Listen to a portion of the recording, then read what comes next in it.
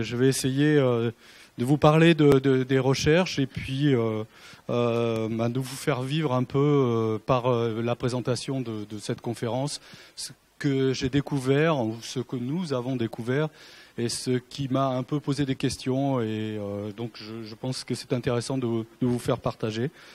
Donc il faut que j'arrive à relancer mon PowerPoint déjà. Tout à l'heure c'est bloqué mais a priori c'est bon. Donc comme vous pouvez le voir, il y a un titre un peu accrocheur, Le déluge en mer Noire, mythe ou réalité. Donc c'est pour essayer de vous avoir nombreux ici présents dans la salle. En fait, ce que je vais essayer de vous montrer, c'est que parfois la recherche scientifique, en particulier en géologie marine, rejoint l'histoire. Et dans le cadre d'un projet, je dirais de nombreuses missions, et surtout la première, on a été confronté à un phénomène géologique qu'on appelle catastrophique et on s'est posé la question, surtout des Américains qui aiment bien se poser ce genre de questions, relier beaucoup les événements catastrophiques à des mythes.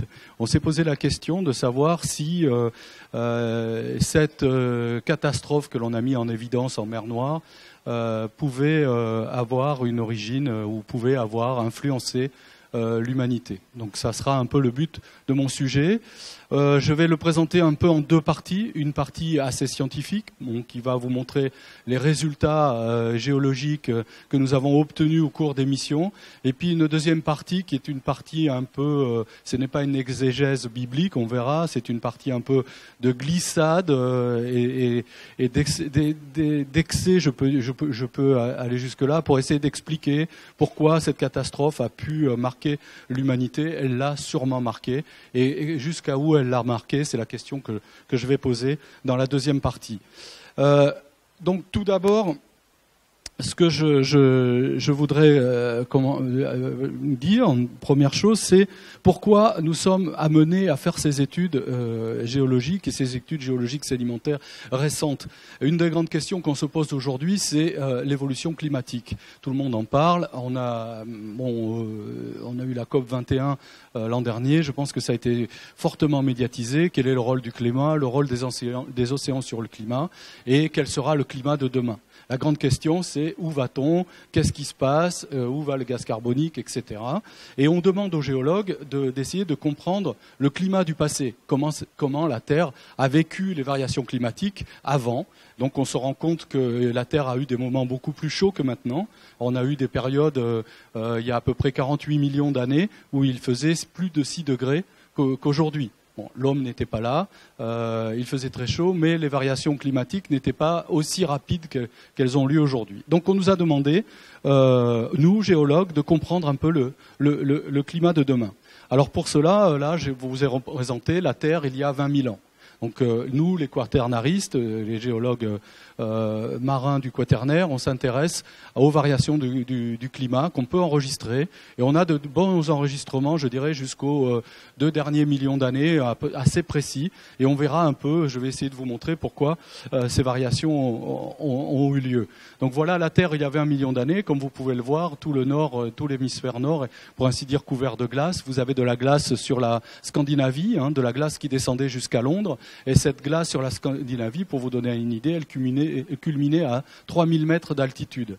Donc vous aviez 3 km de glace sur la Scandinavie et vous aviez aussi 3 km de glace sur tout le nord de l'Amérique du Nord, du Canada. Le Canada était couvert jusqu'à la région des Grands Lacs en Amérique du Nord. Ces lacs des Grands Lacs sont des lacs proglaciaires issus de la fonte des glaciers.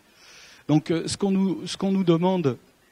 Là, j'ai une animation pour vous montrer à peu près ce qui s'est passé dans les derniers 20 000 ans. Donc, dans les derniers 20 000 ans, vous avez une fonte de la glace sur la Scandinavie et sur les îles britanniques. Cette fonte de la glace a entraîné une remontée du niveau marin d'à peu près 120 mètres. 120 mètres, ce qui a permis de rentrer au niveau de la Manche. À l'époque, il y a 20 000 ans, la Manche, on pouvait traverser à pied, aller de la Bretagne en Grande-Bretagne. Et avec la fonte des glaces, ce n'était plus possible. Cette remontée s'est faite assez rapidement, de plusieurs, au départ, centimètres par an.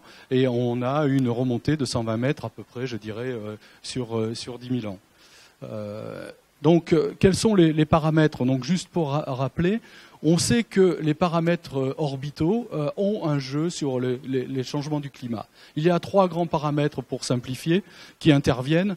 Donc, il y a l'excentricité, c'est la rotation de la Terre autour du Soleil. Donc, on connaît l'ellipse que fait aujourd'hui la Terre autour du Soleil. Cette ellipse, elle se modifie entre les 400 et 100 000 ans. Tous les 400 100 000 ans, il y a une modification progressive de cette rotation. Et la Terre, parfois, arrive même à décrire presque un cercle autour du Soleil. Et ça, évidemment, joue sur les périodes climatiques que rencontre la Terre. Donc tous les 400 100 000 ans, il y a une cyclicité qui intervient et qui est liée à ce qu'on appelle l'excentricité. L'autre paramètre assez important, c'est l'inclinaison de la Terre. Sans inclinaison, vous n'auriez pas de saison. Et donc la Terre tourne sur un axe, mais oblique, et elle présente sa face oblique au niveau du Soleil. C'est l'obliquité. Donc ce paramètre d'obliquité change tous les 40 000 ans. On ne sait pas vraiment pourquoi, mais la Terre change comme ça de 40 000 ans. Donc on vous a dit que la Terre tournait sur un axe, c'est exact, mais elle tourne sur un axe comme une toupie. C'est en forme de toupie, comme vous jouez avec une toupie. Et cette toupie, donc là, ça s'appelle la précession. Et ce mouvement de toupie, la Terre revient sur ce même endroit tous les 20 000 ans. C'est-à-dire, elle fait un tour sur cet axe de toupie en 20 000 ans. Donc ceci a un impact sur le climat. Et c'est assez important. Donc, il est important de comprendre ça pour pouvoir savoir quel sera le climat du futur. Et on arrive à avoir ce schéma qui est un schéma sur les 2 millions d'années où on a en fait des périodes froides qui sont les périodes, si vous voulez marquer de façon paire par des numéros pairs, et ici sur ce graphe, et des périodes chaudes qui sont les périodes marquées par les numéros impairs.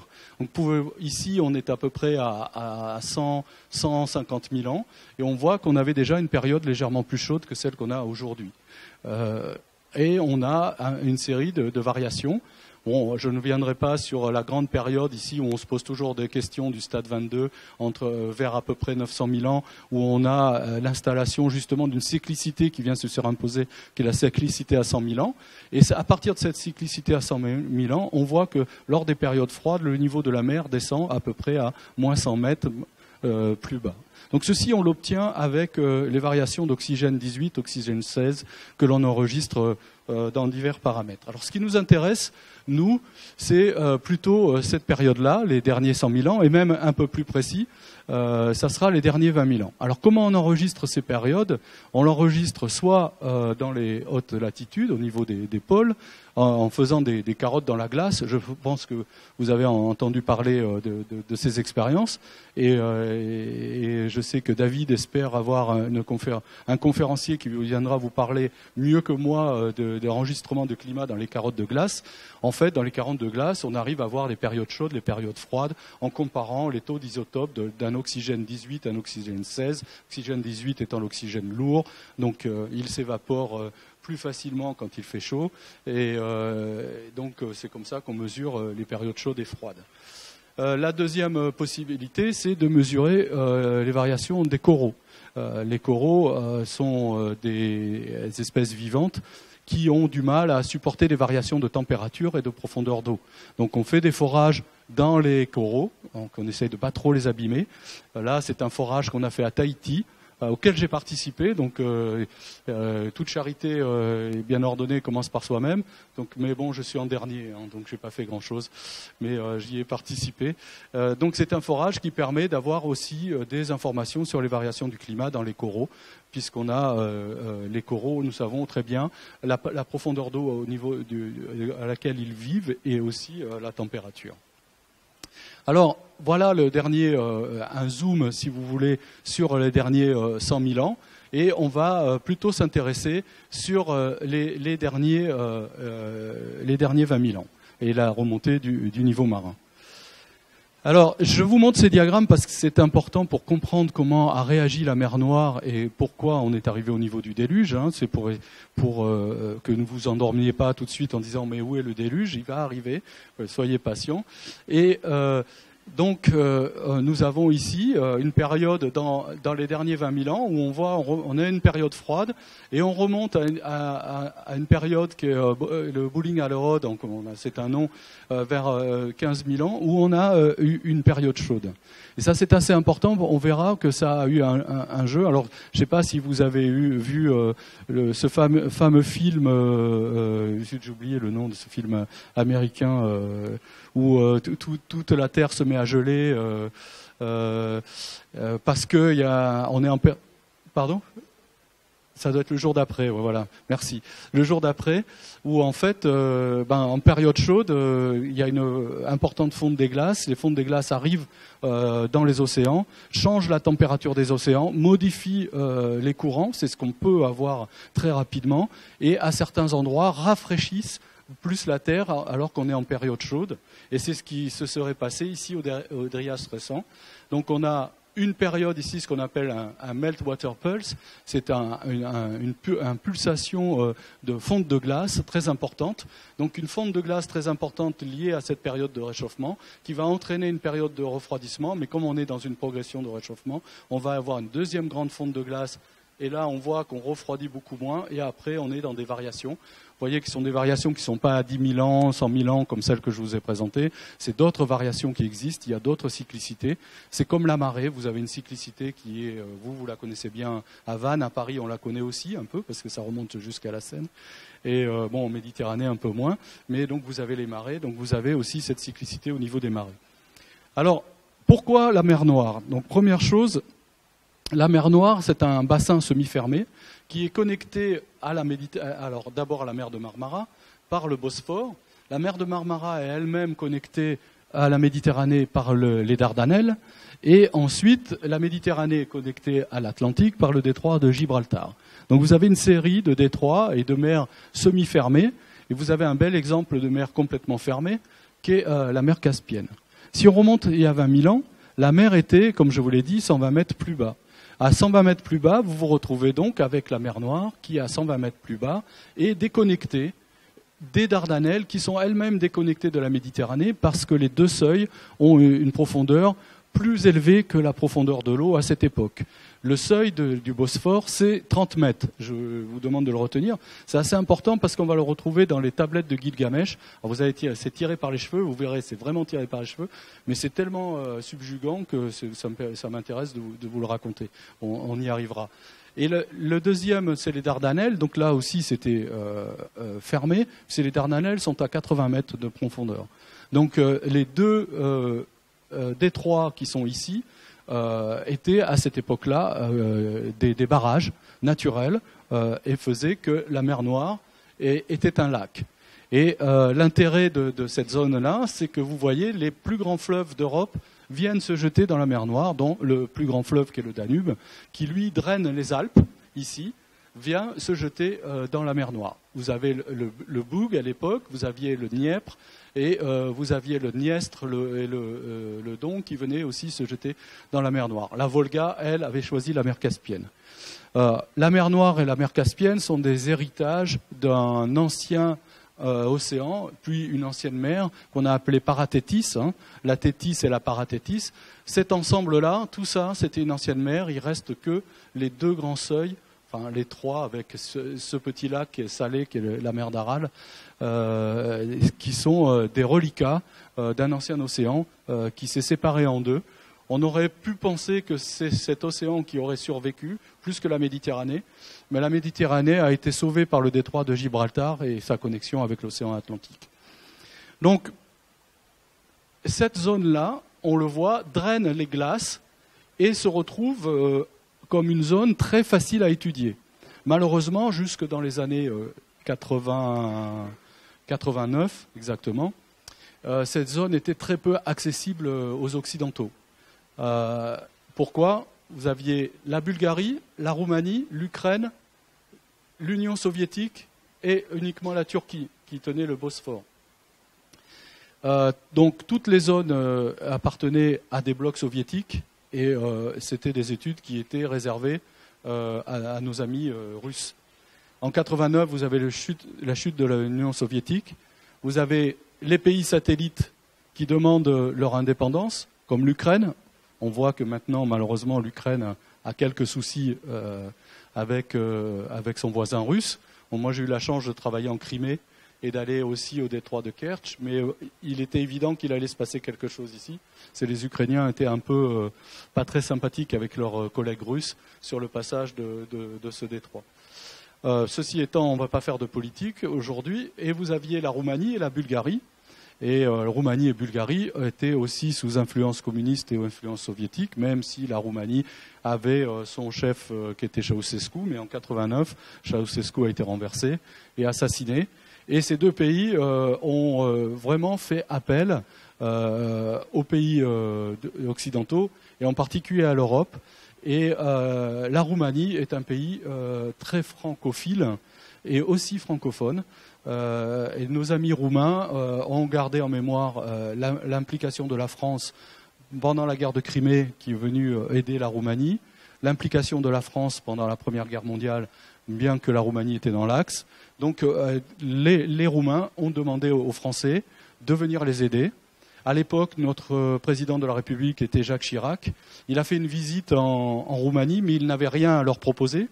Les Roumains n'avaient qu'une usine de Renault 12 qu'ils appelaient des Dacia. Maintenant, on voit que ça a bien marché, puisqu'on voit beaucoup de Dacia, les Duster et autres Logan dans les rues. Donc, ils ont bien repris l'économie.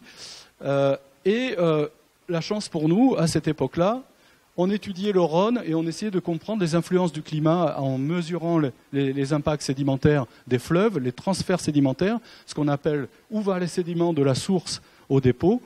Et pour nous, avec le Rhône, on avait une vision de ce côté-là. Nos amis italiens travaillaient sur le Pô et personne n'arrivait à voir ce qui se passait au débouché du Danube et à travailler sur les profondeurs de la mer Noire, là où se déposent les ventailles profondes du Danube. Alors on a fait une proposition, on a déposé une proposition de campagne en Roumanie, et la chance pour moi, qui était un jeune chercheur, c'est comme il n'y avait rien, Jacques Chirac est parti avec ma demande de campagne en disant ben voilà, la France vous propose de faire campagne océanographique en mer Noire. Voilà comment l'aventure a commencé.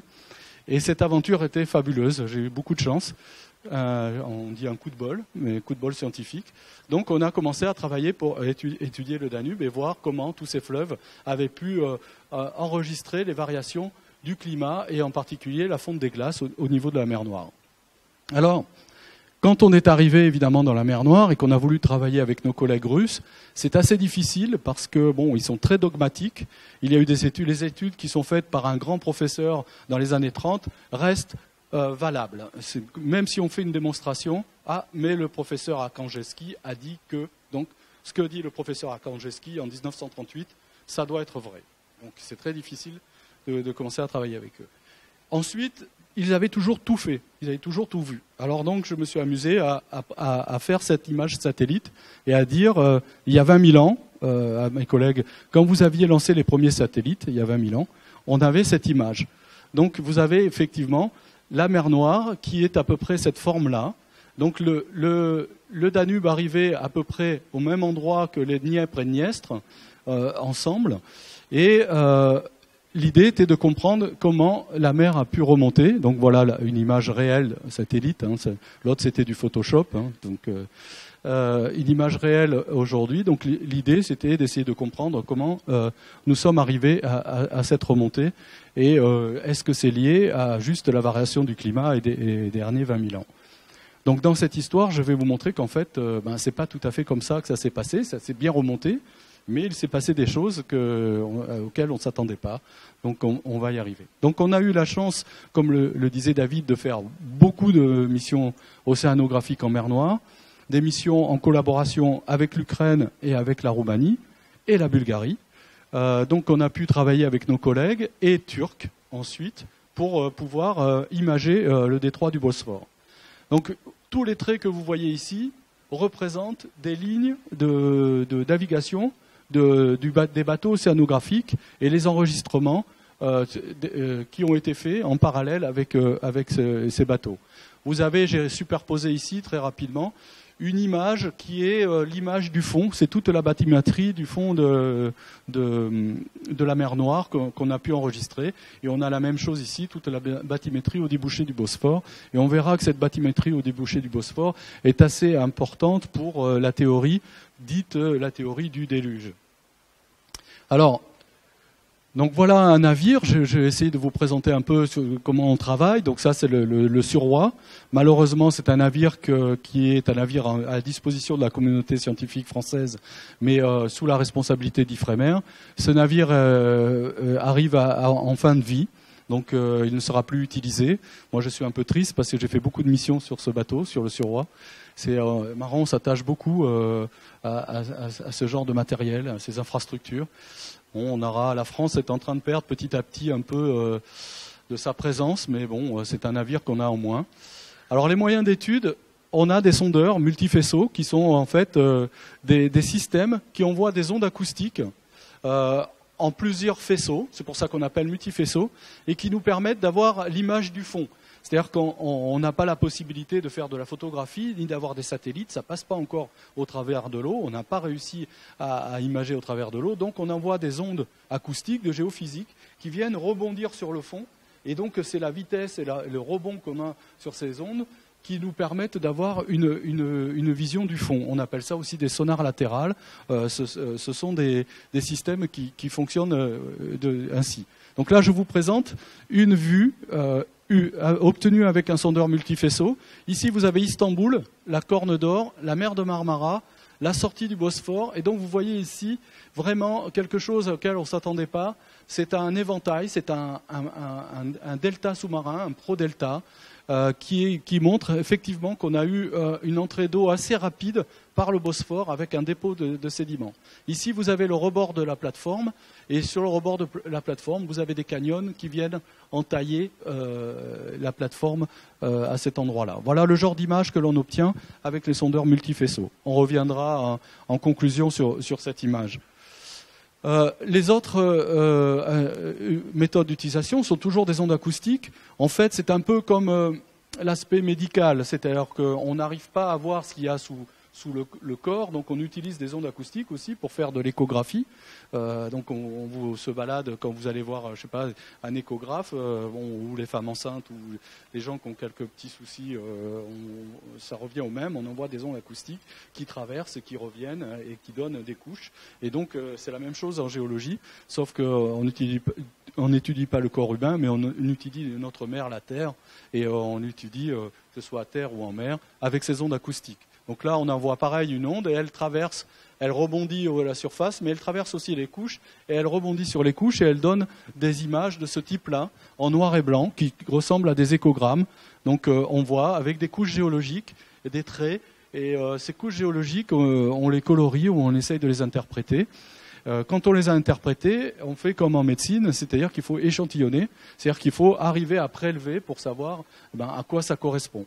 Pour ça, on utilise des carottages. Donc nous avons deux méthodes de carottage. Bon, il y a aussi les forages, mais comme on ne travaille que sur des parties superficielles, je dirais, on utilise deux types de carottage. Donc on a le carottage Kulenberg, il va nous permettre d'avoir ce qu'on appelle une carotte, c'est-à-dire un prélèvement de matériel géologique qu'on va étudier. Alors, le premier système, il est très simple. C'est un énorme tube sur lequel on met un énorme poids et on laisse tomber le système avec la gravité au fond de l'eau. Il s'enfonce dans les sédiments. Parfois, il se tord. Bon, on espère plutôt qu'il s'enfonce dans les sédiments. Et il y a un système de pistons qui capte les sédiments. Et donc, après, on étudie ces sédiments. La deuxième système, quand le sédiment est trop dur et que le système, par gravité, rebondit ou se tord, on utilise un vibrocarottier, c'est-à-dire qu'on va poser le système au fond et on a un petit moteur au-dessus, ou parfois en dessous, ici il est au-dessus, et ce petit moteur, par vibration, va faire descendre le tube dans les couches géologiques. Alors qu'est-ce qu'on obtient? Ce genre d'enregistrement. Et en fait, ce genre d'enregistrement, vous allez voir que le premier qu'on a obtenu, ça nous a posé question, parce qu'on ne s'attendait pas du tout à ça. Alors on a eu la chance aussi d'utiliser le Marion Dufresne. Donc c'est un bateau qui permet de faire des carottes de plus de 50 mètres. À l'Ifremer, bon, maintenant on a développé un système un peu plus grand qui va à 40 mètres, mais là on peut faire des carottes de 50 mètres, donc avoir un enregistrement plus important, plus intéressant. Alors voilà le système, vous voyez le tube, vous avez l'échelle ici, donc il faut que ce tube se torde pas, hein. Donc on le laisse tomber de toute sa hauteur. Ici il tombe, il y a à peu près 300 mètres d'eau, et donc il va s'enfoncer dans les sédiments. Donc on a un déclencheur ici pour le piston et pour pouvoir récupérer l'ensemble sédimentaire qu'il y a dans ce tube. Alors voilà un exemple de carotte, et là je vous demande de regarder cette carotte parce que c'est à partir de là que tout a commencé. Voilà, on ouvre cette première carotte et là on se pose des questions. On se dit mais qu'est-ce que c'est ça? Donc je pense que là tout le monde voit que tout n'est pas uniforme. Donc vous voyez ici des couches qui sont nettes, claires, sombres, claires. Et puis d'un seul coup ici il y a une zone bien nette où tout est différencié. Ici il y a très peu de coquilles, c'est de la vase. On verra que les coquilles qu'on va prendre dedans, elles vont nous informer de la nature, de l'environnement dans lequel s'est déposé ces sédiments.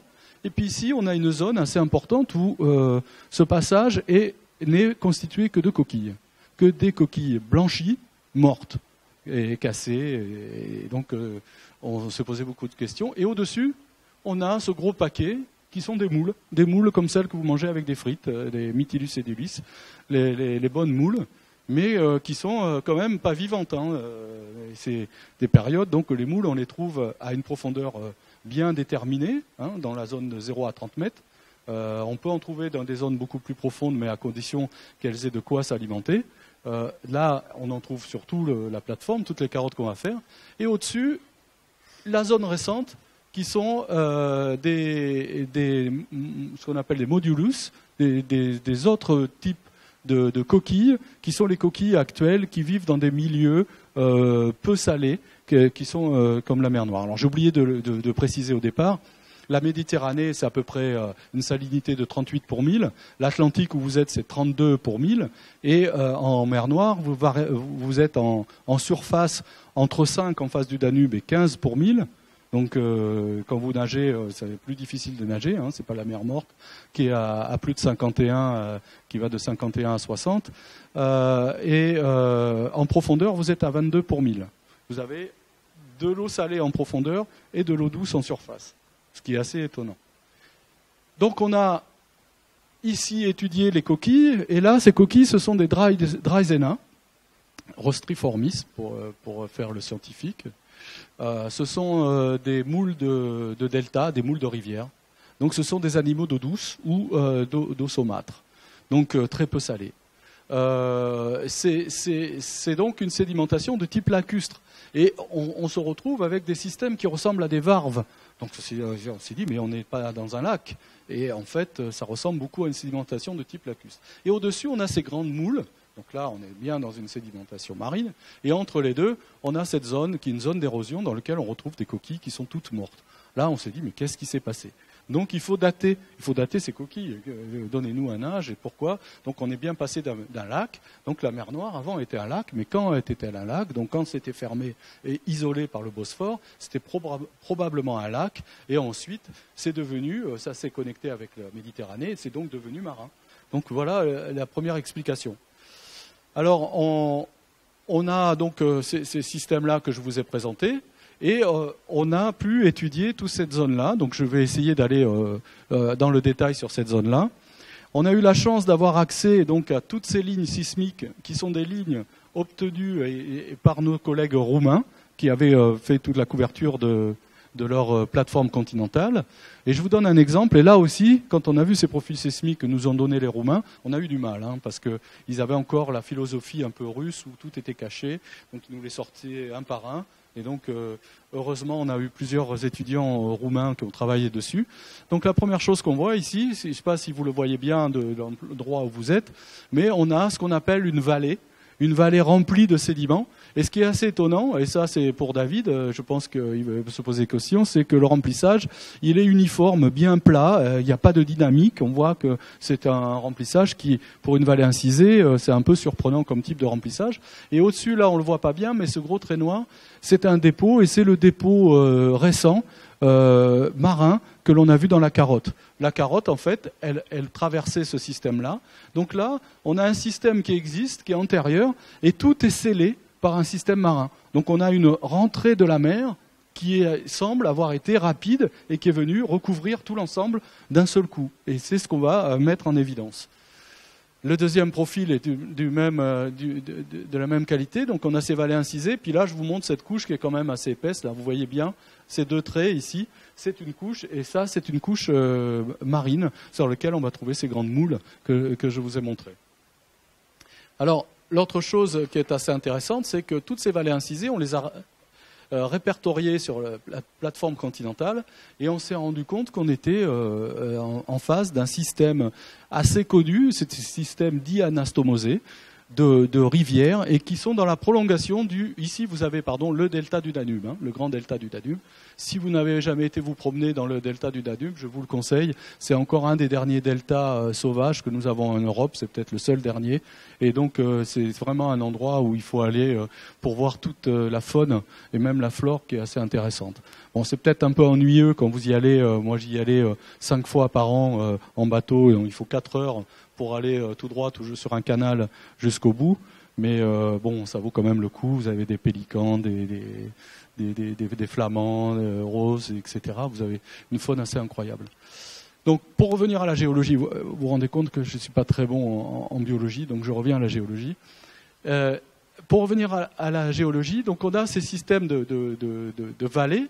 Et si on les rapporte, on a un système qu'on a représenté comme ça, qui prolonge le Danube et qui vient s'arrêter à une zone qu'on a aussi mis en évidence, qui est une zone côtière, un ancien paléorivage qu'on a trouvé et que je vais vous présenter dans les diapositives suivantes.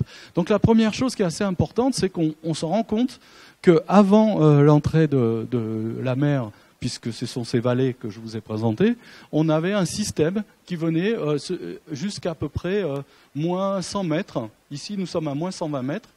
Nous avons un grand canyon, qui est le canyon du Vitéz, ou canyon du Danube, qui a été incisé au moment où la période était basse, il y a 20 000 ans. Et on voit tous les dépôts sédimentaires qui sont les dépôts de l'éventail profond. En géologie, on appelle ça un éventail profond, qui sont des dépôts, de grands dépôts sédimentaires qui sont liés au dépôt du Danube. Donc, il y a 20 000 ans, le Danube venait a priori se jeter jusqu'à ce niveau-là. Et là, d'un seul coup, on voit entre moins 80 et moins 100 mètres, on a une ligne de rivage. Alors là, on commence à vraiment plus rien comprendre, parce que la ligne de rivage, dans l'Atlantique et en Méditerranée, on la trouve à moins 120 mètres. On ne la trouve pas à moins 80, moins 100 mètres. Donc là, c'était une autre question. Donc ça devenait de plus en plus un pulse et de plus en plus intéressant, parce que ça ne correspondait pas du tout à ce à quoi on s'attendait. Donc là, je vous montre un peu les zones d'études que l'on a faites. Donc on a en 98, donc ça remonte à pu étudier, vous voyez, pour ça, on a pu l'obtenir, il faut à peu près 10 jours de bateau pour obtenir ce timbre-poste. Vous imaginez le temps qu'il faut pour cartographier une plateforme. Ici, on a été un peu plus vite, parce que c'est un tout petit peu plus profond, on a mis 1 semaine pour cartographier ça. Donc si on regarde la première zone, voilà le type d'image que l'on a, et alors là, encore, du jamais vu. Qu'est-ce qu'on a? Des trous sur la plateforme avec des corps sableux qui sont alignés. Et ils sont alignés dans un sens qui est un peu étrange, puis pas du tout le sens qui va vers le littoral, c'est légèrement oblique.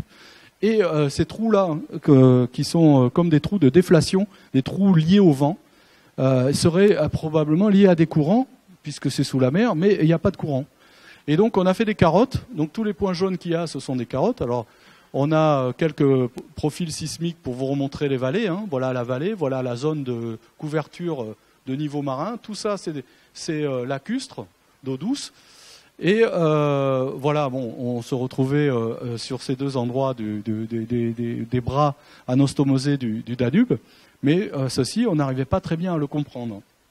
Donc on a essayé et faire quelques carottes que je vous présente. Alors la première carotte, elle est assez intéressante. On l'a prélevée au pied d'une de ces pseudo-dunes qu'on a appelées, qui ressemblent à des dunes et qui sont des dunes. Et là, on a des âges. Alors là, ça devient de plus en plus surprenant. On a des âges qui sont de 8600 ans. On est loin des 20 000 ans, loin des 10 000 ans. On est à 8600 ans. On se dit, mais qu'est-ce qui se passe? Et ce sont des sables d'origine côtière et on est à peu près à 70 mètres de profondeur. On se dit, mais qu'est-ce que c'est ce rivage côtier? Donc on prélève à ce moment-là dans un des trous de ce qu'on appelle de déflation, parce qu'on sait et on suppose que c'est des déflations, et on voit que les coquilles d'eau douce qu'on voit très bien dans ces systèmes lacustres de type varve, de dépôts sédimentaires bien nets, avec des changements de couleur qui sont liés sûrement aux saisons et aux apports de matière organique ou non du Danube, on a un âge de 9700 ans. Donc on était en niveau lacustre il y a 10 000 ans. Alors que normalement, à 10 000 ans, la mer avait déjà commencé à remonter depuis un moment. Donc la mer n'était toujours pas rentrée en mer Noire il y a 10 000 ans. Et sur les dunes, tout le sable qu'on a pris, ce n'est que des sables d'origine côtière et non pas des sables marins qui ont été préservés. Donc on est dans des systèmes préservés, des systèmes pseudo-terrestres qui ont été préservés. Donc la seule chose qui peut expliquer ça, c'est une remontée rapide du niveau marin, parce que la mer n'a pas eu le temps de faire de l'érosion, comme on a l'habitude d'avoir, et on a préservé des systèmes de façon assez surprenante. Donc ça, c'est une des premières hypothèses. Alors on est retourné là en 2002 dans cette zone-là, et là ça va être encore pire, parce que vous voyez qu'en 98, les Roumains nous avaient pas donné toutes leurs informations, et on a raté complètement cette zone côtière, qui est ici. Là. On la voit très très bien, elle est représentée ici. Donc avec tous leurs profils, on a pu la suivre, et là on s'est dit on va aller l'inspecter. Donc c'est ce qu'on a fait.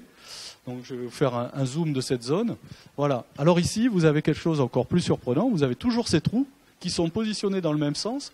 Là, vous voyez ces dunes qui sont en biais vis-à-vis de la zone de rivage. Ici, vous avez vraiment une zone côtière qui est la zone côtière qui a été cartographiée. Donc on est dans la zone de rivage et vous avez ces dunes et ces trous de déflation qui sont là.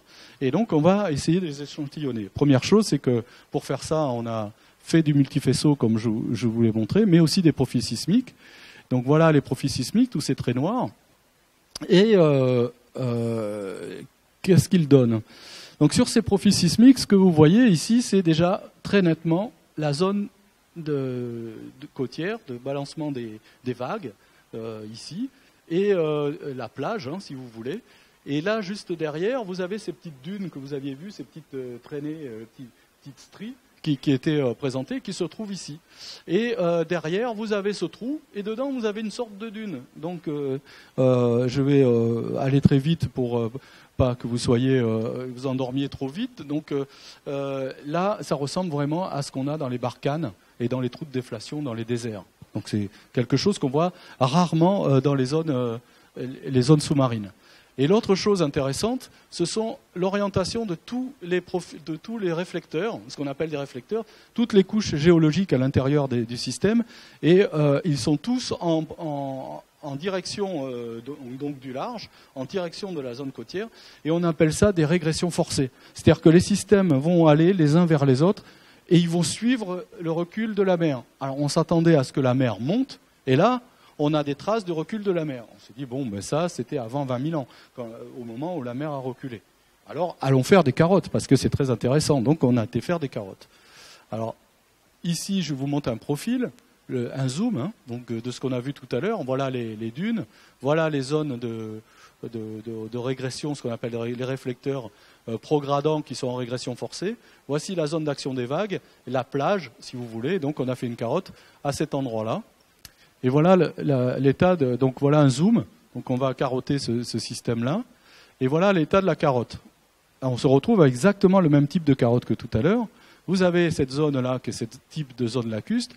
Vous avez cette zone qui est la zone d'érosion, dite d'érosion, qu'on appelle zone de coquilles mortes. Les moules au-dessus, et puis au-dessus les modules. Alors on les a datés.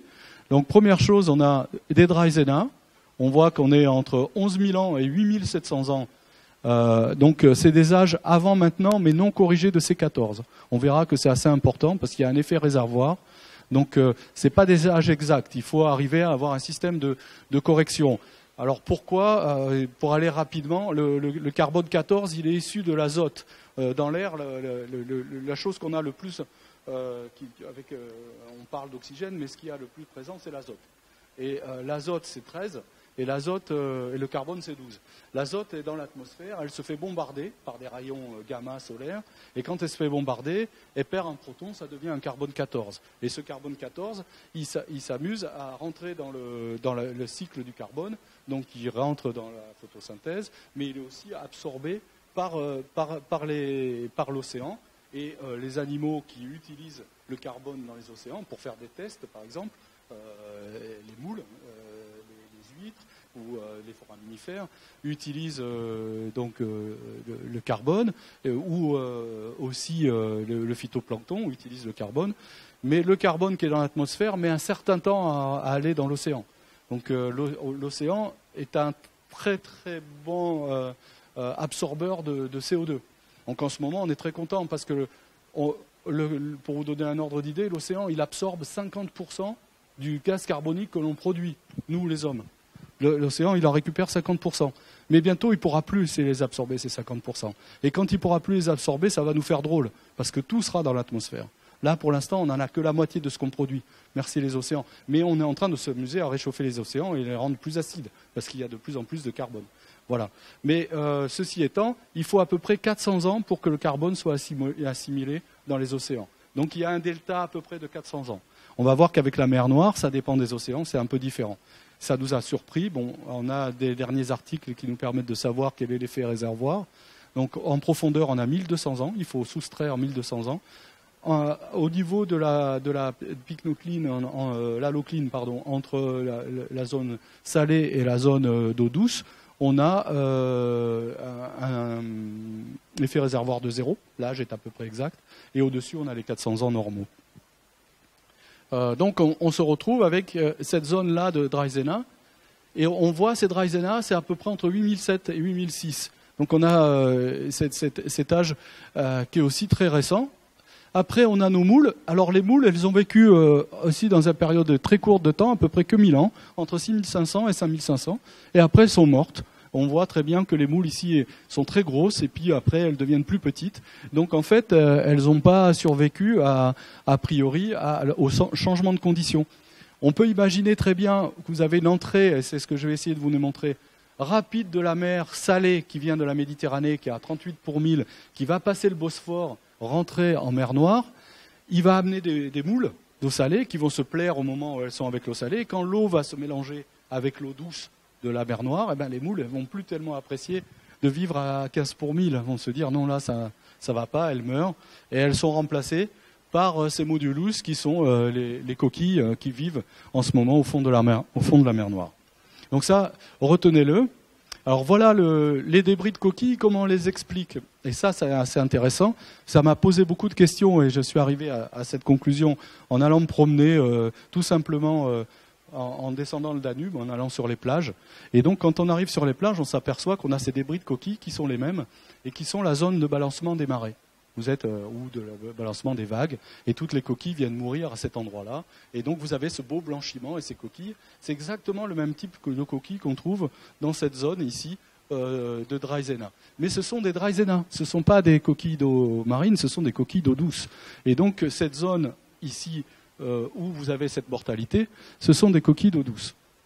Alors, ce qui est intéressant, c'est que ça, on le retrouve partout. Cette zone-là, on la retrouve partout. C'est-à-dire qu'on n'est pas qu'à une zone de balancement des marées.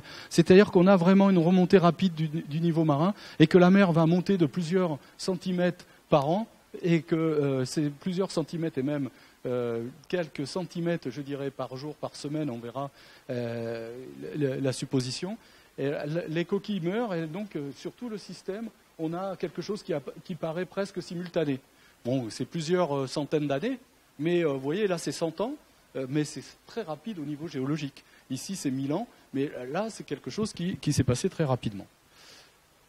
Alors, l'autre chose donc, que je vous parlais, c'est la déflation. Voilà, ici, on a vraiment un axe assez intéressant. Donc, c'est une coupe, et on voit que le système, c'est un système en barkhane. Vous voyez bien les formes ici. en Barkhane. Et ce qui est aussi assez intéressant, c'est que ça, normalement, sous l'eau, on le trouve pas vraiment dans des zones de déflation comme ça. Et en fait, ces systèmes-là peuvent correspondre à des activités qui sont liées au vent. Et ce qui est assez... alors bon, hein, c'est discutable aussi. Hein, il y a beaucoup qui pensent que c'est toujours des courants marins. Ce qui est assez intéressant, c'est que vous voyez les zones de Barkhane sont dans ce sens-là, les dunes sont dans ce sens-là. Et c'était a priori, je vous ai montré, vers 7000 ans, entre 7 et 8000 ans, que ce système s'est mis en place, puisqu'il est recouvert par cette zone de dépôt marin. Et les vents actuels, qui n'ont a priori pas bougé par rapport à 7000 ans, sont dans cette direction. On est bien dans la direction des vents majeurs de la mer Noire. Alors, l'autre chose assez intéressante, avant d'arriver à la deuxième partie, c'est cette carotte qui nous a donné aussi beaucoup d'informations. Et ça, c'est autre chose qu'on étudie. On étudie je dirais des micro-bestioles, des micro-animaux, donc des kystes d'animaux qui arrivent à survivre. On utilise ces kystes, hein, ce qu'on appelle des dinokystes, et on se rend compte que jusqu'à la période de 8000 ans, ici c'est la zone où on va trouver ces coquilles d'eau douce toutes mortes, on avait des espèces qui sont des espèces connues que dans la mer Noire, endémiques à la mer Noire. Et juste après, l'invasion d'espèces méditerranéennes. Donc on a bien une entrée probablement de la mer Méditerranée très rapide en mer Noire. Ce qui est assez intéressant ici, et ça je vous demande de le retenir aussi pour la théorie que je vais essayer de développer après vous avoir montré ça, c'est qu'on a des espèces qui viennent d'arrivées d'eau douce de fleuves. Donc on a eu des grandes périodes où les fleuves ont apporté beaucoup de matériel, et donc ils ont apporté du matériel ici. Alors ce qui est assez intéressant aussi, c'est qu'on étudie les pollens.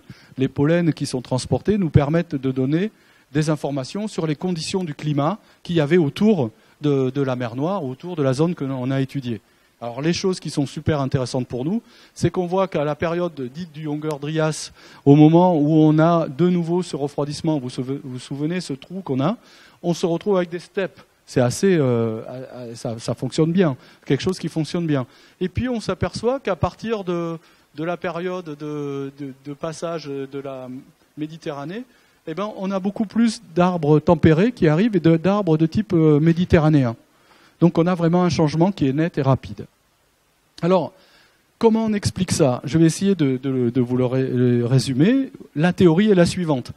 Vous vous souvenez, il y a 20 000 ans, le niveau de la mer était moins 120 mètres plus bas, ce qui était global, et en mer Noire également. Donc on avait le niveau de la mer à peu près à 120 mètres. Le Danube creusait sa vallée, a creusé son canyon, déposé des sédiments qui sont l'éventail profond, ici. Et donc on se retrouve dans une période de bas niveau. On est dans le dernier maximum glaciaire, 20 000 ans. Qu'est-ce qui se passe? Vous vous souvenez de ce schéma? On a une fonte importante glaciaire, un réchauffement qui va faire fondre la glace. Quelle est la conséquence de cette fonte de glace? Eh bien, la glace fond et l'eau est entraînée par les fleuves jusqu'au niveau de la mer Noire, puisqu'en fait, on voit que ces grands fleuves drainent la grande calotte glaciaire qui est sur la Scandinavie. Ici, nous sommes sur la Scandinavie, nous avons 3 km de glace. Donc nous avons de l'eau qui va arriver, et donc qui va faire remonter la mer Noire, alors que là, le système est beaucoup plus important, parce que l'eau arrive dans l'océan Atlantique, donc ça met beaucoup plus de temps à remonter, tandis que là, c'est une bassine qui est fermée, et donc fait remonter la mer Noire, et aussi la mer Caspienne. Donc ça, on le sait, tout ça, ça a été mesuré. Et donc, on fait remonter la mer Noire. Donc là, on se retrouve à une période à peu près de 12 000 ans, et on va voir que le niveau de la mer va remonter à peu près à 40 mètres. Donc on a, sur nos études, pu mesurer l'endroit, on est entre 40 et 30 mètres, mais pas suffisamment pour qu'on dépasse le détroit du Bosphore. Vous vous souvenez, le détroit du Bosphore, c'est toujours 30 mètres. Donc l'eau reste en mer Noire et il n'y a pas de connexion entre la Méditerranée, la mer de Marmara si vous voulez, et encore la mer Noire. Et là, c'est de l'eau douce qui monte. Donc on est toujours en eau douce à cette période-là, et c'est de l'eau douce qui monte jusqu'à ce niveau. Puis ensuite, on arrive à cette période qu'est le Younger-Dryas, le Dryas récent, pour rester français. Et ce Dryas récent, on voit qu'on a une période plus froide, et on a l'installation de steppes, si vous vous souvenez dans la carotte, qui se passe au niveau de la mer Noire. Alors qu'est-ce qui se passe? On est toujours déconnecté. on a la glace qui a fondu, les fleuves vont se détourner pour aller, donc là on a la Vistule qui part en Pologne, retourner vers le lac Ancylus qui va devenir la mer Baltique. Donc on a une déviation des fleuves, le Boug va se séparer en deux, donc on va avoir un déficit hydraulique qui va arriver vers la mer Noire, une période de sécheresse, on a l'installation de steppes, et donc on va avoir un recul du niveau de l'eau douce au niveau du lac. Donc on redescend jusqu'à ces 100 mètres, et c'est là où en fait il y a très peu d'eau pour aller dans le Danube. C'est pour ça qu'il fait plein de petites vallées et qu'on a un système dit anastomosé, qui sont en faible énergie. Vous avez ces dunes côtières qui se mettent en place avec ces systèmes éoliens, donc avec beaucoup de l'œuf aussi, hein, on a oublié d'en parler, donc qui sont liés à ces zones-là. La zone de rivage, et on se retrouve à moins 100 mètres plus bas. Et puis, qu'est-ce qui se passe après ? On a de nouveau un grand rebond et une fonte de glace importante, un apport d'eau nouveau qui arrive, et là, on dépasse les 30 mètres. Partout dans le monde, on dépasse les 30 mètres. La mer Méditerranée arrive au-dessus des 30 mètres, et qu'est-ce qui se passe ? Eh bien, la mer de Méditerranée rentre dans la mer Noire. Alors, les Américains ont tout de suite dit, voilà, c'est les chutes du Niagara. C'est 400 fois les chutes du Niagara, c'est le déluge, la mer est arrivée très rapidement, c'est une énorme catastrophe. Alors on est parti sur cette étude, il n'y a pas de chute de Niagara, on le verra, mais le niveau de la mer est rentré très rapidement à 7500 ans, et on a à peu près une remontée qui s'est passée en 30 ans, 100 mètres en 30 ans. Donc vous pouvez calculer, vous imaginez la rapidité de la remontée de l'eau au niveau de la mer Noire. Mais on est à 7500 ans à peu près avant maintenant. Et 7500 ans avant maintenant, c'est une période qui est assez importante puisque c'est quand même l'apogée du néolithique en Europe de l'Ouest. Le néolithique existe depuis 10 000 ans. Et à l'époque du néolithique, les hommes se sont sédentarisés et vivaient au niveau des deltas. Le Danube était un exemple parfait, et on verra que ça a duré pendant un certain moment. Hein. L'invasion des Mésopotamiens vers l'Égypte, c'était pour pouvoir occuper le delta du Nil. Ils vivaient autour des deltas et autour des lacs. Donc il y avait des hommes autour de la mer Noire au moment où le niveau a commencé à remonter de plusieurs centimètres par an. Donc ces gens-là ont été poussés. Et donc on suppose que c'est parce qu'il y a eu cette remontée qu'on a eu des migrations vers l'Europe de l'Ouest. Ces migrations, elles sont possibles, en fait, parce qu'ils n'ont plus remonté le Danube. C'est ce qu'on appelle les civilisations danubiennes, qui vont remonter le long du Danube et arriver en Europe de l'Ouest. Alors, est-ce que c'était de ce niveau-là ? Donc là, c'est une image faite par la BBC qui a fait un film sur le déluge en mer Noire. Voilà. Non, ça, c'est vraiment pour impressionner tout le monde. Ça ne s'est pas passé comme ça. Sinon, ça aurait été très bien. Mais ça s'est quand même passé de façon assez rapide. Alors, j'arrive à ma deuxième partie, qui est la partie un peu plus sur un fil, qui va être pourquoi pense-t-on au déluge ? Et là, c'est là que ça devient intéressant, parce que ça m'a permis de relire pas mal de livres et de découvrir une civilisation que je ne connaissais pas, qui est la civilisation des Akkadiens, des Mésopotamiens. Et si vous avez l'occasion, on verra, d'aller au musée du Louvre, tout le monde se rue sur les collections égyptiennes. On a la chance d'avoir, avec Londres, les plus belles collections mésopotamiennes. Et je vous conseille de descendre d'un étage. Il n'y a personne, vous verrez, j'ai des photos. Il n'y a personne, ça n'intéresse personne. Mais quand on découvre ça et l'intérêt, ça devient fabuleux. Alors on va arriver. Donc c'est le plus vieux récit du monde et on le retrouve bien avant que la Bible ait été écrite, puisque bon, je pense que tout le monde connaît le déluge ici dans les écrits des premiers livres, hein, dans le premier livre de la Genèse. Et en fait, et l'Exode, les deux livres. Donc il y a 5 livres qui sont les livres de base des religions monothéistes. Enfin, la Torah pour les Hébreux et les Juifs et les chrétiens, la Bible, hein, qui utilisent les mêmes 5 livres, hein, les 5 premiers livres. Donc c'est intéressant de relire ces 5 livres. Moi, ça m'a passionné en le lisant d'une autre façon, parce que je les avais pas vraiment lus.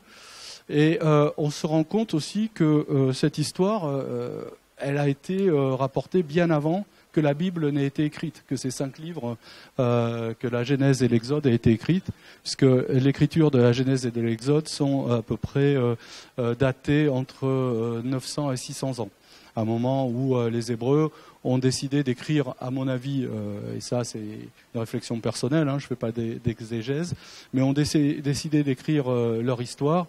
Ils ont commencé à l'écrire entre 900 et 600 ans, et ils se sont référés à des textes beaucoup plus anciens, et à des textes qui viennent probablement de leur histoire, de leur civilisation. Les envahisseurs d'Égypte, on pourrait les associer, qu'on a appelés Abirou ou les Ixos ou les Abirou, et qui utilisaient la même langue qu'on verra, l'akkadien. C'est assez intéressant de voir que la première histoire du déluge que l'on retrouve dans les textes, elle remonte à peu près entre 3700 et 3300 avant Jésus-Christ, bien avant que le déluge ait été décrit dans la Bible, et les Sumériennes. On va le retrouver sous un autre nom en cadien, donc il va être réécrit en 2700-2300. Il aura un autre nom, c'est Atra-Aziz. Donc là, Ziusudra, c'est Noé en fait. C'est le nom qui était donné à Noé. En akkadien, il va s'appeler Atra-Aziz. Et ce qui est assez intéressant, je reviens sur ça, c'est que dès que l'homme a su écrire, la première chose qu'il va raconter, c'est l'histoire du déluge. C'est quand même assez impressionnant. Enfin, il va parler de l'épopée de Gilgamesh, mais il va réutiliser l'histoire du déluge. Première chose que l'homme écrit, c'est cette histoire-là, en forme de cunéiforme. Et je vais vous parler du jour de la découverte et du lien. Après, en sémite, donc la langue qui va être utilisée, c'est Utanapishti. Et après, on va le retrouver à Gilgamesh dans la tablette numéro 11, grâce à un roi qui est Hammurabi. Et donc Hammurabi qui a vécu entre 1800 et 1700 avant Jésus-Christ. Ce qui est assez intéressant d'Hammurabi, c'est que vous trouvez une pierre noire avec le code d'Hammurabi qui est au Louvre. Donc je pense que je l'ai mise en photo. Et sur cette pierre noire, on trouve des choses assez intéressantes parce que c'était 1800-1700. Et Hammurabi, ce qu'il a fait, c'est qu'il a colonisé l'ensemble de la Mésopotamie. Avant lui, c'était des cités-États. Il y avait Ur, Uruk, Ninive.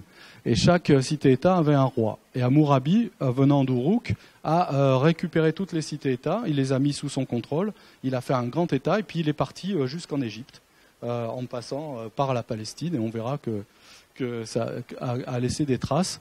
Et dans chaque ville, ce qu'il a demandé, c'est à ses scribes de réécrire l'histoire de Gilgamesh et de réécrire l'histoire du déluge. Et grâce à ça, on a retrouvé cette tablette, et je vais un peu vous raconter l'histoire de cette tablette, parce que moi, ça m'a passionné, donc j'espère que ça va vous intéresser si vous ne la connaissez pas.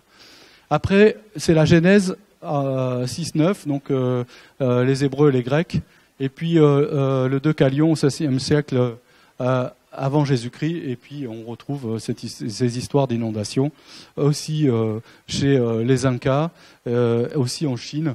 Donc c'est des choses qui ont marqué les esprits. Alors voilà un extrait de la tablette numéro 11 en cunéiforme. Donc cette tablette, je vais venir vous expliquer, mais comment elle a été découverte, et c'est assez intéressant.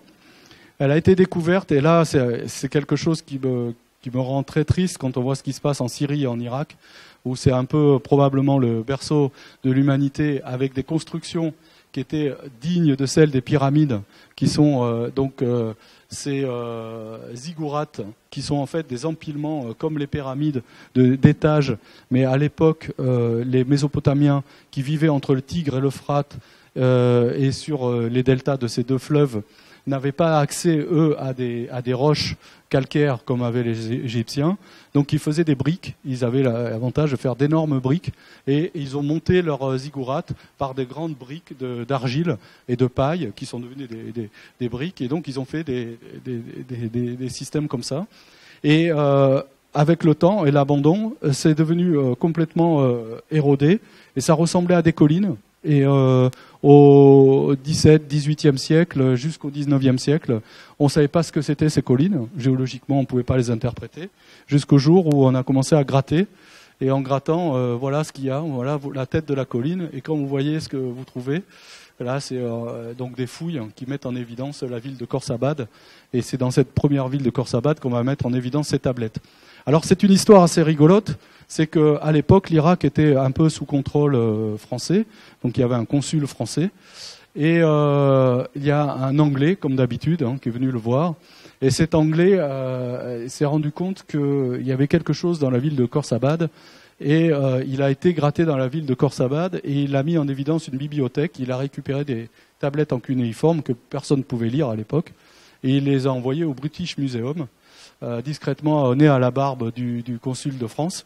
Donc c'était Rawlinson. Le consul, donc c'était Layard et Ramsden qui ont découvert. Et regardez ce qu'ils ont découvert à l'entrée de Khorsabad. Donc ça, on peut le voir en vrai au musée du Louvre.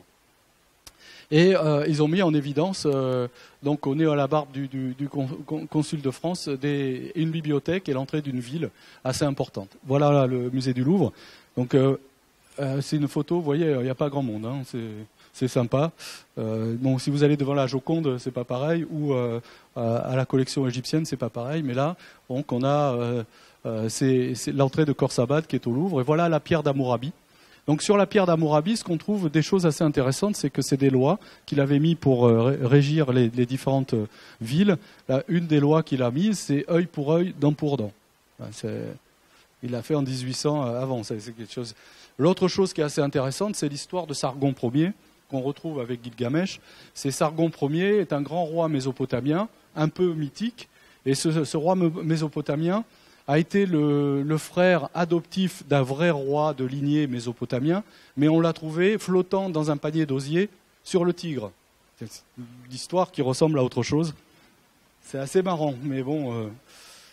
voilà. Alors, ce qui est aussi intéressant, c'est que ça, c'est pour les étudiants, s'il y en a encore qui restent, c'est quand on est jeune, on aime bien faire la fête, et il faut le faire, parce que c'est comme ça que Georges Friedrich Grotefend, dans une soirée bien arrosée de bière, en Allemagne, a fait un pari stupide sur la pierre qui avait été découverte par Rawlinson juste avant donc j'oublie à chaque fois le nom, mais on va la voir à Behistun, qui est en Irak, qui a dit mais ça ressemble au nom d'un roi. Et je fais un pari, je parie 2 caisses de bière que j'arrive à trouver le nom du roi. Il va y arriver, roi en cunéiforme perse. Il va y arriver par élimination, en connaissant le nom de tous les rois perses. Donc c'est le nom de Darius. Et sur cette pierre, c'est comme la pierre de Rosette, il va y avoir les inscriptions perses, les inscriptions cunéiformes, et c'est à partir de là qu'on va commencer à déchiffrer le cunéiforme. Et à partir du moment où on a déchiffré le cunéiforme, il y a un pauvre gars, je dirais, j'exagère de dire ça, qui en 1872... Donc les tablettes, j'ai oublié de le dire, on les a découvertes à peu près en 1851, donc il a fallu une vingtaine d'années plus tard pour que quelqu'un, maintenant qu'on avait à peu près le code pour déchiffrer le cunéiforme, s'amuse à déchiffrer les tablettes que Rawlinson avait envoyées au British Museum. Et là, qu'est-ce qu'il ne va pas découvrir ? Le pauvre, il va découvrir l'histoire du déluge sur des tablettes qui sont plus vieilles que ce qu'on pouvait imaginer. C'est la tablette numéro 11 qui va raconter l'histoire du déluge et comment ça se passe. Le pauvre, en 1876, quelques années plus tard, il est renvoyé en Irak pour faire des fouilles de la bibliothèque d'Azurbanipal, qui est un roi plus récent, 600-700 avant Jésus-Christ.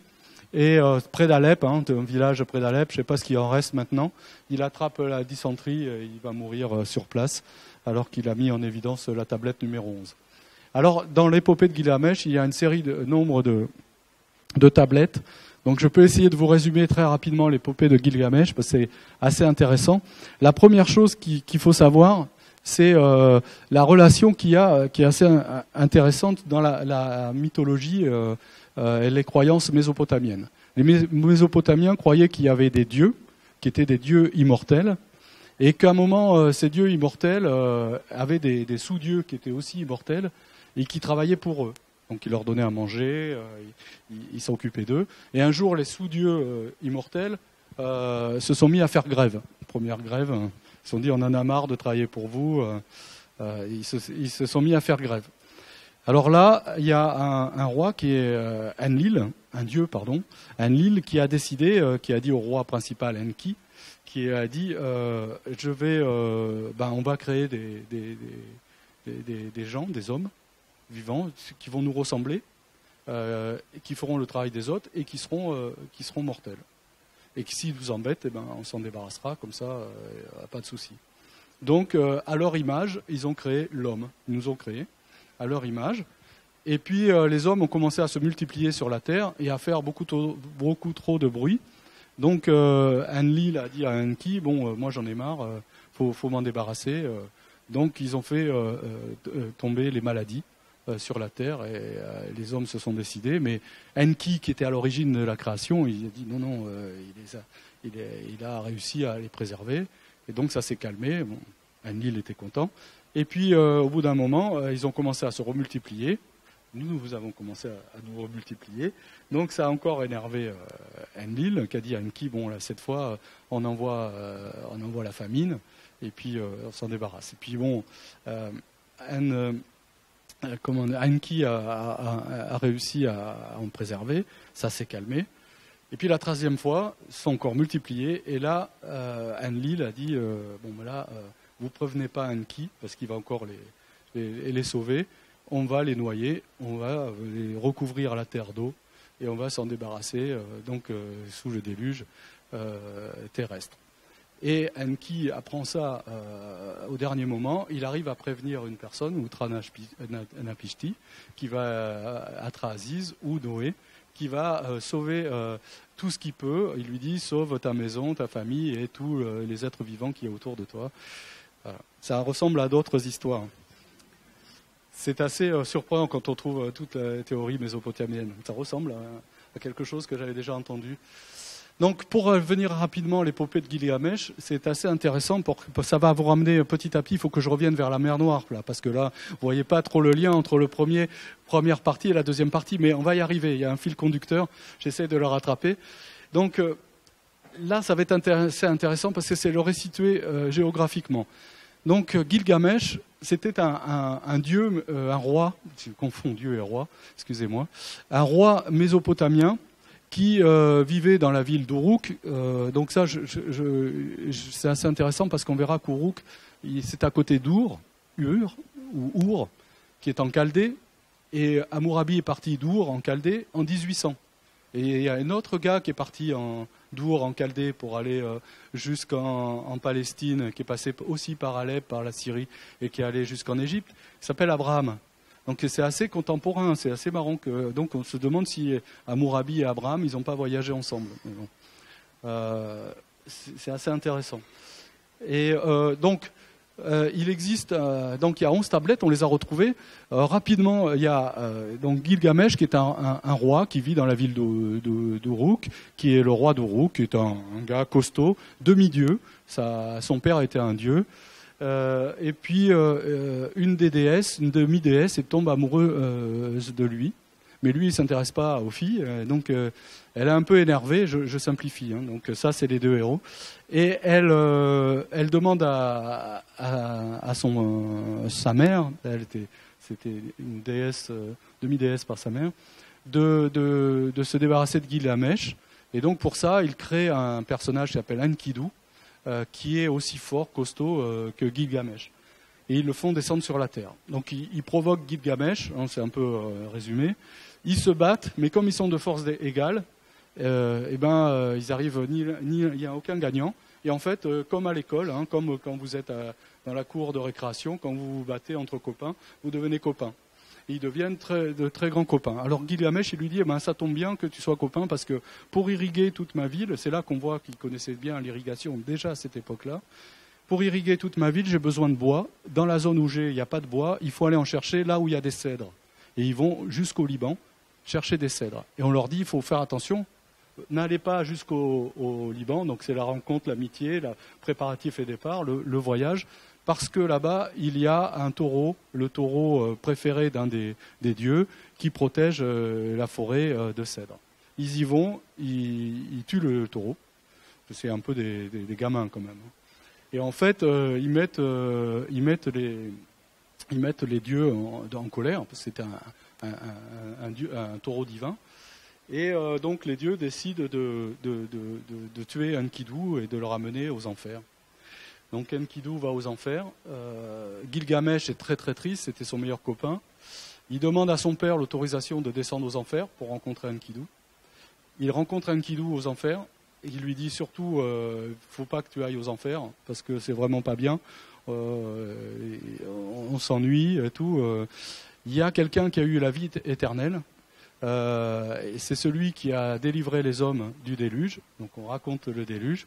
C'est Atra-Aziz. Essaye de rencontrer Atra-Aziz, il va te donner la vie éternelle. Et donc là, Gilgamesh va partir à la recherche de Atra-Aziz, de Noé. Il va traverser des montagnes. Après avoir traversé des montagnes, il va arriver à un endroit où il va trouver des pierres, des sacs de pierres au bord de la plage, juste au pied de la montagne. Comme c'est un grand gamin, ce qu'il fait, c'est qu'il met tout, il tape du pied les pierres, il les fait toutes tomber dans l'eau. C'est un peu à la forme dessin animé que je vous le fais, mais donc il les fait toutes tomber dans l'eau. Et là, il y a un Utanapishti, là je m'étais trompé tout à l'heure, ce qui est le passeur, le nocher de Atra-Aziz, qui lui dit mais qu'est-ce que tu fais ? Avec ça, je ne pourrais pas t'amener, j'ai besoin de ces pierres pour passer de l'autre côté et t'amener voir Atra-Aziz. Et en fait, c'est exactement la même technique qui est utilisée par Jason et les Argonautes pour passer le Bosphore.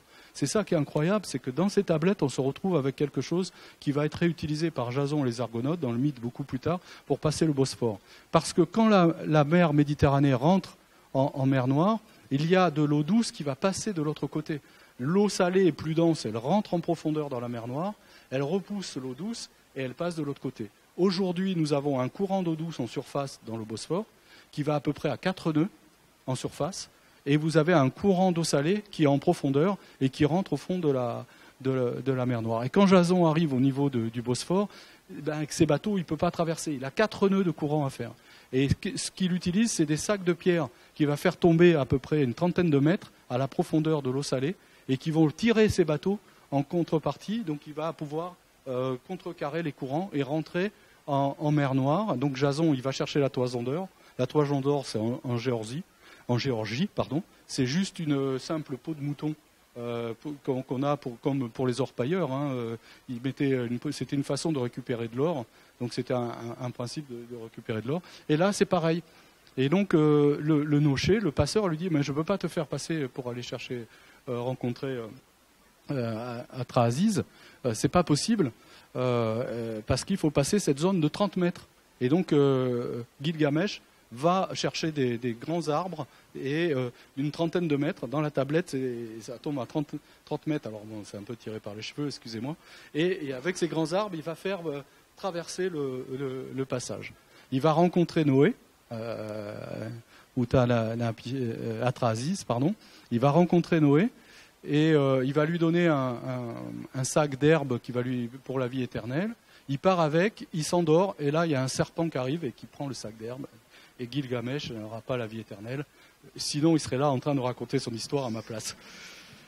Voilà. Donc, pourquoi la mer Noire ? Donc voilà, on retrouve ça tout autour, on retrouve des choses comme ça tout autour de la mer Noire. Donc voilà la mort du taureau.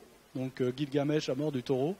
Gilgamesh, le lion, alors j'ai oublié, j'ai résumé parce que je ne voulais pas vous embêter trop avec cette histoire. Quand il passe les montagnes, il va tuer un lion pour se protéger du froid et prendre sa peau de lion. Quand on parle du déluge, beaucoup de gens, donc je pense que si j'ai des questions, parlent du golfe Persique. Or, le golfe Persique est en lien direct avec l'océan global. Donc lui, il va remonter exactement comme l'océan Atlantique. Et quand on parle de Gilgamesh, donc Uru est là, Ur est ici, ils disent « Ah, mais il est monté par les montagnes de Zagros ». Alors moi, je veux bien, pour aller dans le golfe Persique, vous traversez la montagne, là, je vois pas trop l'intérêt. Tandis que là, on me dit ils ne sont pas capables d'aller jusqu'à là-bas. Or, ils ont déjà été jusqu'au Liban, chercher des cèdres. Et là, vous remontez, vous tuez un tigre, c'est pas parce que ça s'appelle tigre, c'est un lion.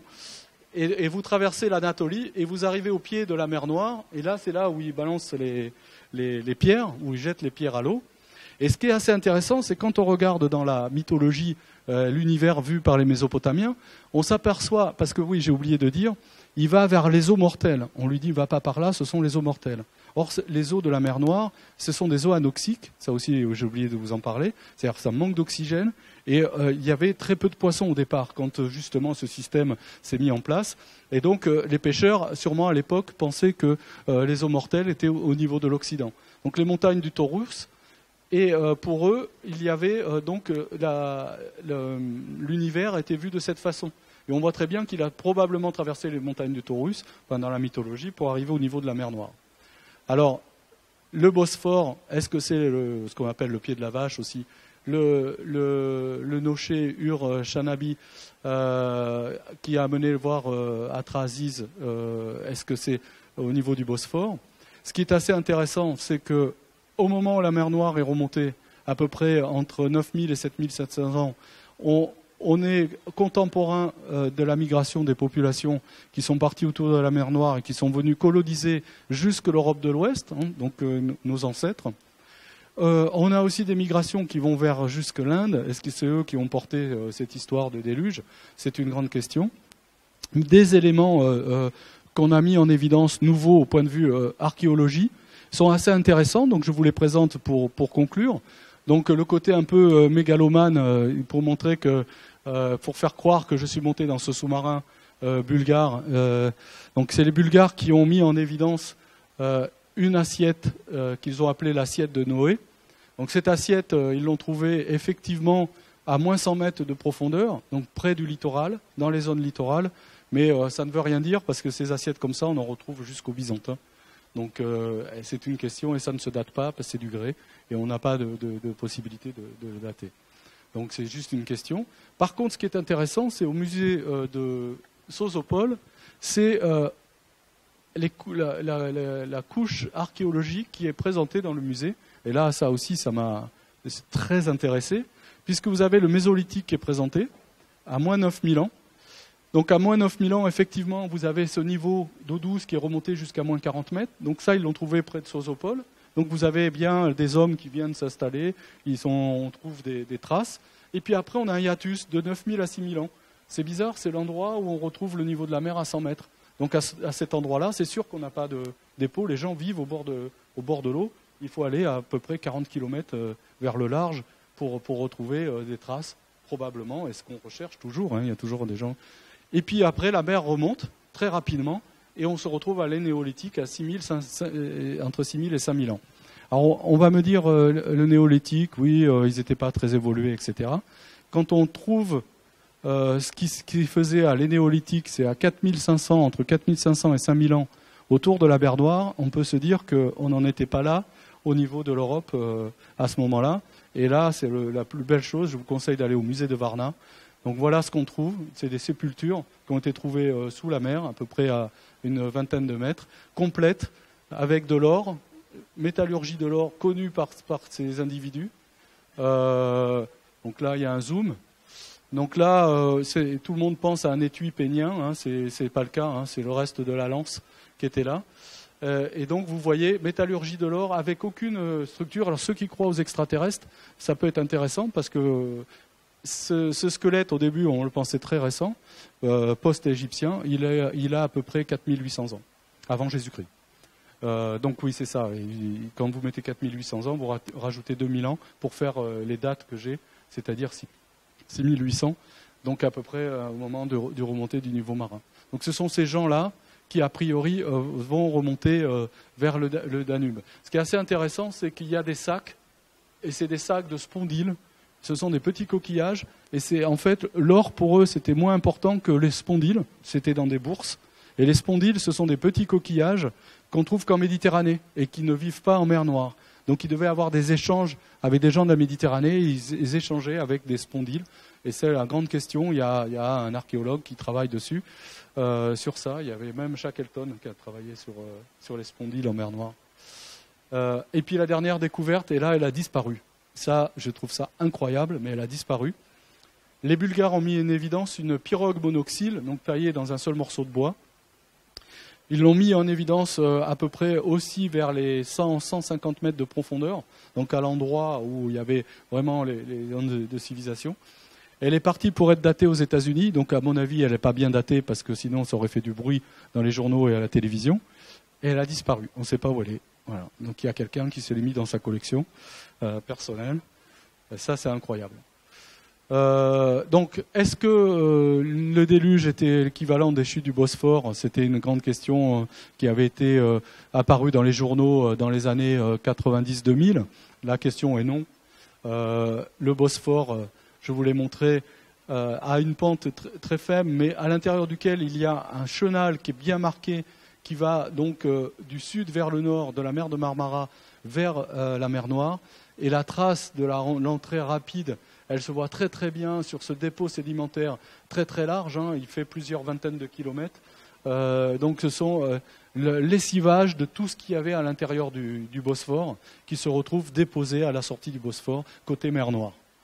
Voilà, je vous remercie, j'espère que ça vous a plu et je suis prêt à répondre à vos questions.